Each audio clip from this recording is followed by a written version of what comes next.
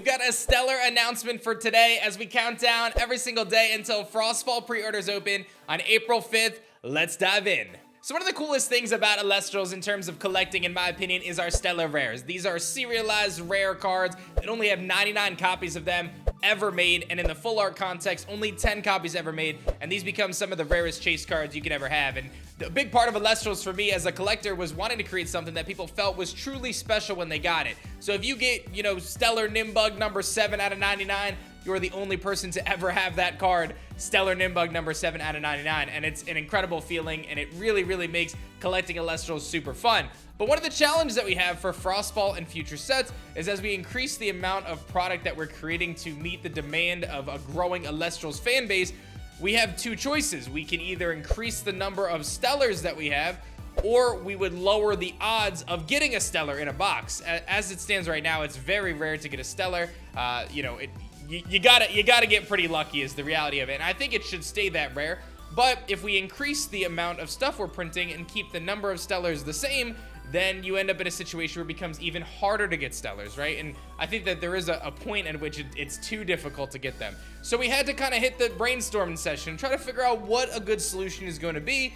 And I've teased that we've had a really cool solution for a while, and I'm very excited about this solution, so I'm going to share it with you guys today because everything changes in Frostfall. I had some tough choices to make. I could make it so Stellar Rares had more than 99 copies, but I wasn't interested in doing that. When you start serializing things over 100, I feel like, what's the point? So I didn't want to do that. The next option we could have is we can just add a ton of Stellars in. So instead of having maybe 7 or 8 Stellars that are numbered to 99, you could have maybe 20 or 30 Stellars numbered up to 99. But the problem with that is, one, that's really overwhelming, and it kind of takes away some of the specialness of finding one of those specific Stellars. And two, because we do the Stellars the way we do, it ends up counting as unique cards, so it makes our production costs a lot higher than it would otherwise be. So that isn't necessarily the most feasible solution. But I believe we found the perfect solution. I'm so excited for it.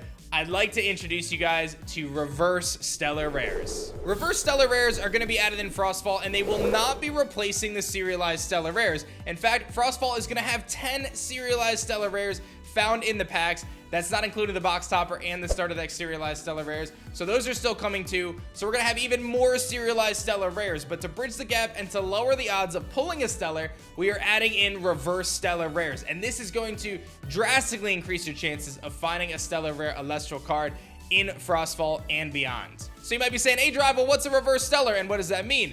Very simply put, Reverse Stellars are not serialized Stellar Rares that can be found in packs just like you would find a serialized Stellar Rare or a Holo Rare. They're numbered at the end of the set, so you'll see here that we've actually got number 103, number 104, and number 105 for Frostfall, which are going to be Reverse Stellar Ursas. So I'm very excited to reveal these. We've got Stellar Ursicle, Stellar Urscote, and of course, Stellar Abominursa. All three of the Stellar Bears are findable in packs in Frostfall. Now, the thing I'm most excited about is we did switch this one up. So we're going to be continuing to use our incredible custom holo pattern for Stellars, but you'll notice that where the Stellar is on the card is actually different. So we're covering the Elestral themselves with the holo pattern. We're covering the numbers and the runestone and the frame of the card, the outside of the card, with that holo pattern, and it is going to look incredible.